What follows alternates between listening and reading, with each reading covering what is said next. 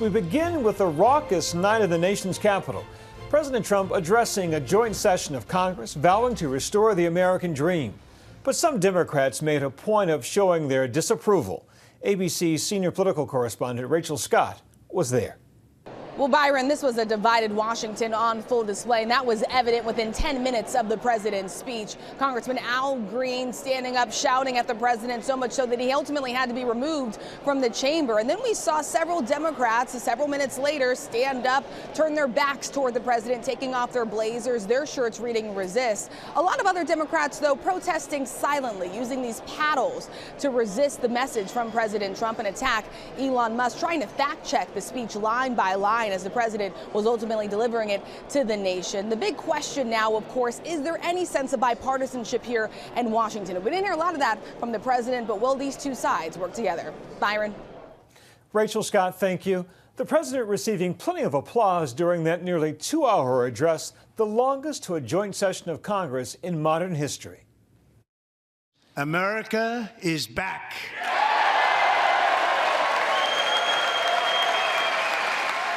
Tonight, President Donald Trump addressing Congress in his first major speech, laying out his administration's achievements. We have accomplished more in 43 days than most administrations accomplished in 4 years or 8 years. Trump vowing to reshape government to what he called the renewal of the American dream. Over the past 6 weeks, I have signed nearly 100 executive orders and taken more than 400 executive actions, a record to restore common sense, safety, optimism, and wealth all across our wonderful land. The people elected me to do the job, and I'm doing it. The room often erupting in cheers and jeers. Mr. Green, take your seat. Speaker Mike Johnson removing Representative Al Green of Texas for disrupting the speech. Remove this gentleman from the chamber.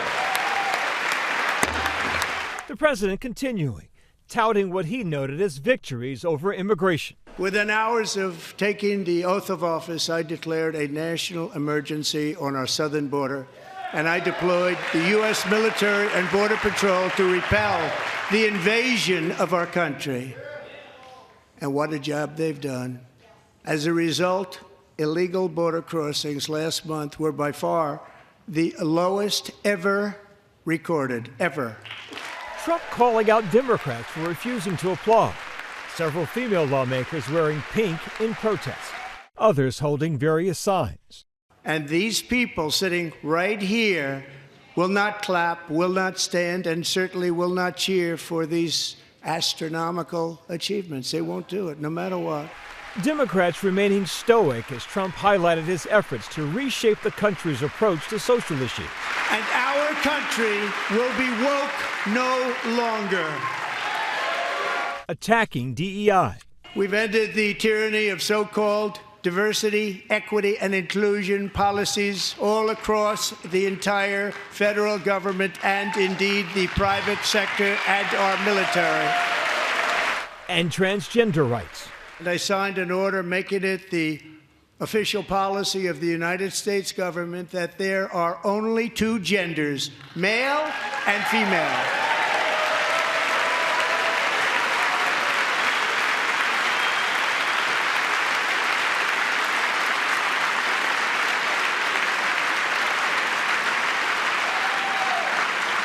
I also signed an executive order to ban men from playing in women's sports. The president also criticizing Democrats for the sluggish economy. As you know, we inherited from the last administration an economic catastrophe and an inflation nightmare. And blaming his predecessor. As president, I'm fighting every day to reverse this damage and make America affordable again. The president praising the work at DOGE. And I have created the brand new Department of Government Efficiency, DOGE, perhaps you've heard of it, which is headed by Elon Musk, who is in the gallery tonight. Republicans erupting in applause for billionaire Elon Musk and Doge's unverifiable efforts to reduce the size of government and spending. By slashing all of the fraud, waste, and theft we can find, we will defeat inflation, bring down mortgage rates, lower car payments and grocery prices, protect our seniors, and put more money in the pockets of American families. Trump doubling down on tariffs. They're about protecting the soul of our country. Tariffs are about making America rich again and making America great again, and it's happening. The president threatening to tax other nations as well. We have been ripped off for decades by nearly every country on earth, and we will not let that happen any longer. Trump also highlighting some of the special guests in the room, like the family of college student Laken Riley, killed by an illegal immigrant while out for a jog. That's why the very first bill I signed into law as your 47th president mandates the detention of all dangerous criminal aliens who threaten public safety. It's a very strong, powerful act. The president also announcing a new terror arrest. 3.5 years ago, ISIS terrorists killed 13 American service members and countless others in the Abbey Gate bombing during the disastrous and incompetent withdrawal from Afghanistan. ABC News confirming that a key figure in the deadly attack has been apprehended. And he is right now on his way here to face the swift sword of American justice. Trump also touting his actions on ending the war in Ukraine. 2,000 people are being killed every single week. More than that. They're Russian young people. They're Ukrainian young people. Many Democratic lawmakers wearing blue and yellow in support of Ukraine. After putting a pause on military aid to Ukraine, Trump acknowledging a letter he received from Zelensky today. The letter reads, Ukraine is ready to come to the negotiating table as soon as possible to bring lasting peace closer. Nobody wants peace more than the Ukrainians, he said.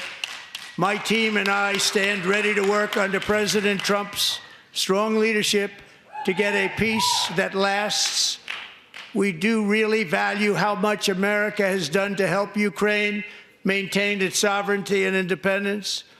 Regarding the agreement on minerals and security, Ukraine is ready to sign it at any time. The president also saying he's in touch with Russia. We've had serious discussions with Russia and have received strong signals that they are ready for peace. Wouldn't that be beautiful? Wouldn't that be beautiful? Throughout the night, several Democratic leaders walked out. The party's official response delivered by freshman Michigan Senator Alyssa Slotkin. The president talked a big game on the economy, but it's always important to read the fine print. So, do his plans actually help Americans get ahead? Not even close. Slotkin issuing a grave warning. Our very system of government has been the aspiration of the world. And right now, it's at risk. It's at risk when the president decides you can pick and choose what rules you want to follow, when he ignores court orders and the Constitution itself, or when elected leaders stand by and just let it happen. That was awesome. But Trump's stronghold on Republicans fully displayed throughout the night. Thank you, everybody. You did great. Thank you.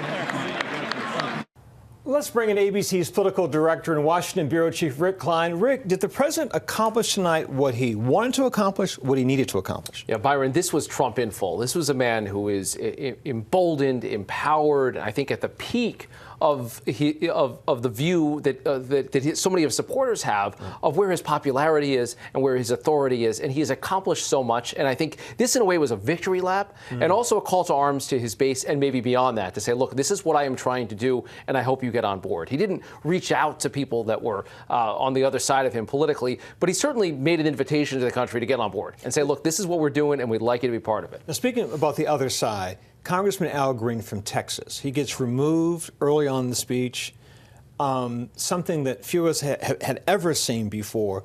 Theater, or does it set the tone for what we'll see between the two parties moving forward? The Democratic response to me was about as chaotic as the Democratic response overall has been to Trump. It's like Democrats are still coming to terms with how to deal with this second iteration of Donald Trump. And I think between the walkouts and the protests and some of the boycotts of the speech entirely and the sitting on their hands throughout the night, it is clear they don't really know what to do about Donald Trump. And I don't think it's necessarily the best look in front of the American people, but certainly for a base and the divisions in this country, people that don't like what they're seeing from Trump, a lot of Democrats felt like they needed to do what they did tonight as well. Rick Klein, always grateful. Thank you so much, man. Thank you, sir. We'll see you down the road.